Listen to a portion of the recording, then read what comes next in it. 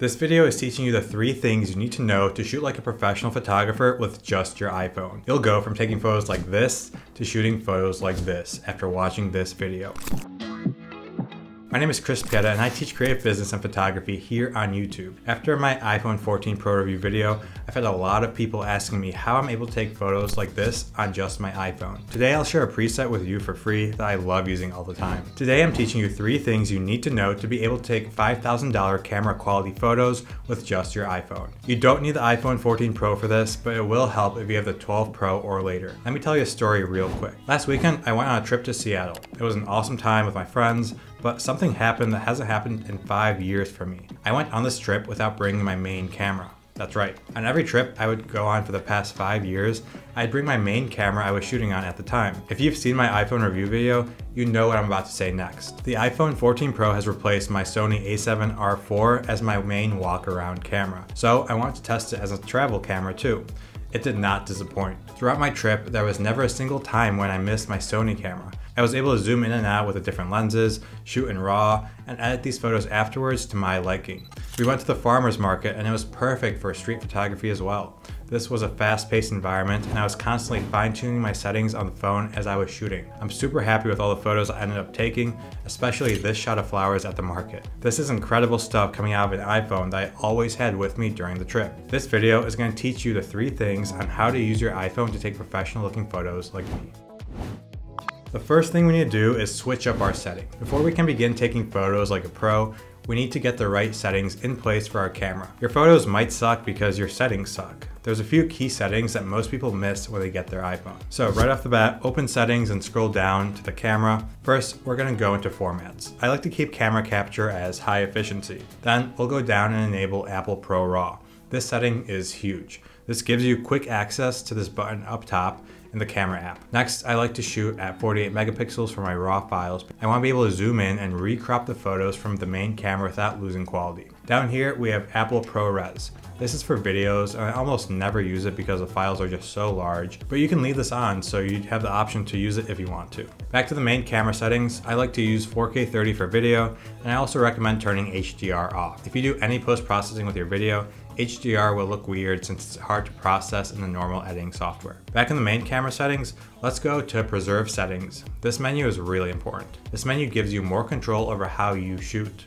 When you close your camera app, all your settings reset by default. Here, you can preserve those settings. So if you were to reduce your exposure, it would reset again after you close the camera app if you don't have preserved settings turned on. Some things here are personal preference, but take a look at what I have here and you can go ahead and copy them. I like keeping creative controls, macro, exposure, and night mode all on in this settings tab. Now turn on the grid here to help with your composition. This provides you with a 3x3 grid that overlays on top of the camera app. Have you heard of the rule of thirds? Well, here you go.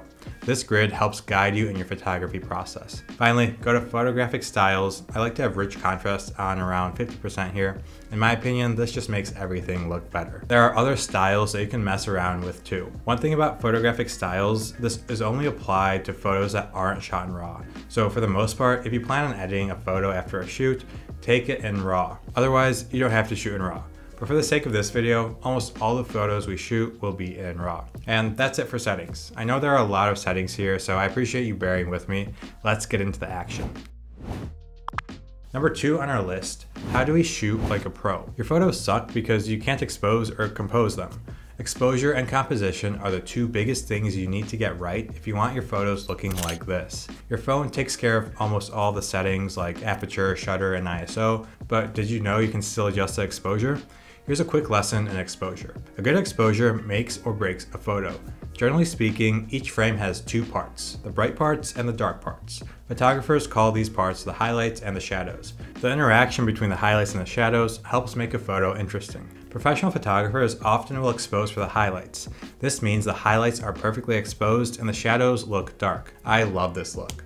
The iPhone does something different. It'll expose for the entire scene it sees. Usually this means it exposes for the shadows. When you expose for the shadows, the highlights become blown out and you lose out on all the contrast in your photo. We are here to prevent that. we're going to force our phones to expose for the highlights. The easiest way to do this is to simply tap on a subject in your frame and adjust the slider to the right of the focus square. This will bring down the exposure to your liking. You can move the slider up and down to perfectly expose for the highlights, just like a pro photographer does. You want to make sure to keep the shadows nice and dark, and the highlights as perfectly exposed as you can. This may seem odd at first, and you'll mess up the exposure a lot starting out, but with some practice, you'll develop a photographer's eye for this kind of stuff. You'll be able to nail the exposure every time. If you think your shadows are too dark, I have good news. In the editing process, we'll be able to recover these shadows pretty well.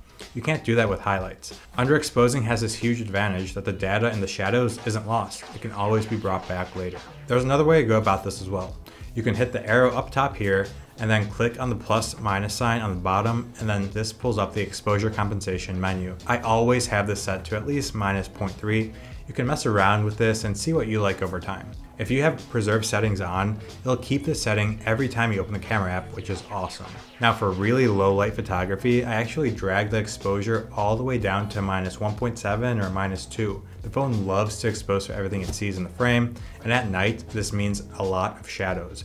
You don't want to expose for the shadows. You want to expose for the highlights, especially at night. So what can we do to combat this? We drag the exposure all the way down until the phone thinks it's underexposed, when in reality, it looks just right. Check out these photos I took at a concert last week. Side note, this was a Fred Again concert, and it was one of the best concerts I've ever been to. Just an incredible performance. So in the photo here, you see the room is dark other than the lights on stage. My phone was perfectly exposed for the lights on stage because I was shooting at minus 1.7. If I didn't have these settings, the photo would look completely washed out. The rule for night photography is to underexpose. Okay, so hopefully you're an exposure pro now. It'll take a lot of practice, but stick with it. Now let's talk composition. Composition is how you frame your shot. It's what makes or breaks a good photo. Each frame has many elements in it. It's your job to show all the elements in the best way possible. First off, let's talk about the rule of thirds.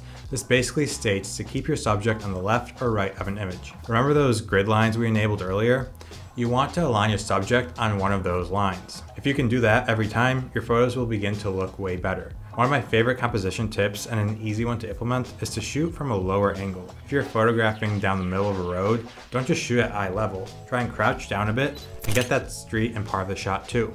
This gives you leading lines and takes your image to another level. Speaking of leading lines, these are any lines in your image that guide your viewer's eye.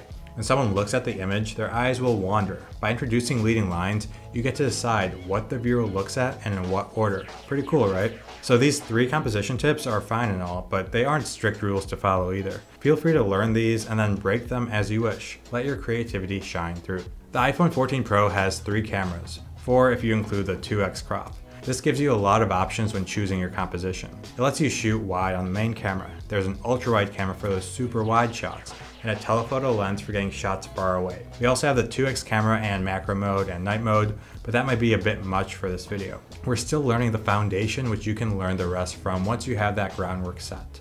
Personally, I find myself either shooting on the main camera or on the telephoto lens. All these cameras give you a lot of options when learning how to shoot properly, and that can be bad. My advice would be to actually limit yourself to 1 or 2 of these cameras at first, learn them really well, and then move on to the others. This way you can apply the principles from this video into that one camera option without getting overwhelmed by all the choices. I didn't cover shooting in manual or using third-party camera apps here. Personally, I feel like that adds unnecessary friction to the phone photography process, and with an iPhone, you're leaning away from what the camera is. Anyways, this is just a simple point and shoot camera, so take it for what it is. Anyways, let's talk about editing. But first, if you're a photographer looking to actually start a business and make money from your hobby, I've got a free checklist down below. It's got over 2,000 downloads and walks you through the first steps to jumpstart your creative business in 30 days. Free download below. Okay, it's no secret that your favorite photographers on Instagram edit their photos. Some heavily, some lightly. Editing has a bad reputation sometimes. People think editing creates an unrealistic photo, but the reality is that your phone already does some editing behind the scenes as soon as you capture the photo. A lot of the time, this isn't how the scene actually looked in real life. It's just what your phone thinks it looks like. That's where editing comes in. Every photographer puts on their own photographic style and edit, and I certainly have mine. Today I'll share a preset with you for free that I love using all the time. When you shoot in Pro Raw, editing really helps bring out your photo. I love using Lightroom Mobile for all my editing. I'm going to walk you through my editing workflow real quick here. This is the final edit we're going to see. Here you can actually see all the principles I was talking about earlier. We have a combination of highlights and shadows throughout the scene here. We have a sidewalk as the leading line here, and I got down low so I can really emphasize that sidewalk. Finally, we have benches on the thirds of the frame to add more interest into the scene. Pretty cool how it all comes together.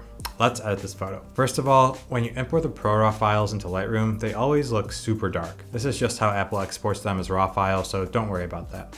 Let's brighten this up a bit with the exposure. Then we'll go ahead and adjust the highlights and the shadows. I usually drop the highlights and bring back the shadows. Next, I'll adjust the blacks here to bring in some more contrast. It's fall in Chicago, so if we want to adjust these leaves, we can as well. Let's go to the color tab and open up the mixer and change the green and yellow hues so we have a more fall theme to it. And there's the basic edit. It looks a lot better than what we started with. Now let's use my signature preset. You can get this down below for free. There's no email required or anything. It's the one I apply to almost all my photos. I'll walk you through how you can apply this step by step right now. First, grab your phone, go to that link below for that free download. Hit continue on the website, click download in the bottom left, hit download on the screen, and now go to your downloads tab. Select the file, hit share, scroll to Lightroom down here, hit launch Lightroom right now, and you've got it. In Lightroom, hit the three dots in the upper corner, select create preset, name your preset, and hit the check mark. And that's it. You can now apply my preset to all your photos. Now let's apply this to the photo we have right here and make some minor adjustments so that it looks great. Let's adjust the exposure to brighten up a bit, bring down the highlights, and then bring back a bit of shadows. I think it's looking good so far, but let's adjust those trees up top here as well. We'll slide the yellow and green hue sliders to make these trees look a bit more like fall. Finally, we can go into the effects tab and add in a bit more of a vignette to draw more focus down the path. And we're done. Can you believe this was shot on an iPhone? From here, you can export your photos and share them all over the place. If you do share on social media, tag me. I'm at Chris Pieta on Instagram. On Twitter, I'm at Chris_Pieta. On Twitter, I always respond to everyone, so that's the best place to talk to me. Now you have the knowledge to shoot pro-level photos on your phone. It's in your hands now to practice, practice, practice. It'll take a while, but it'll give you something to do before my next video drops in a week. My name is Chris Pieta, and I'll see you then.